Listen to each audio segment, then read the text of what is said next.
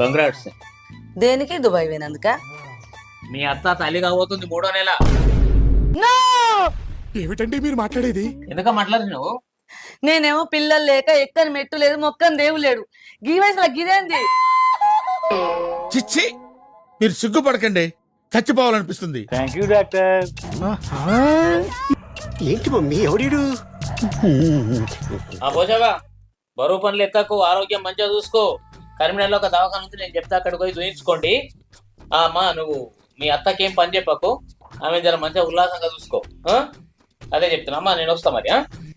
Right Ramayya.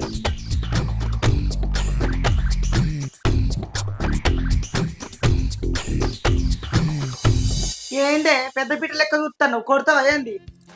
లేకపోతే నీకన్నా సిగ్గు పెట్టిండా దేవుడికి ఇంతనన్నా?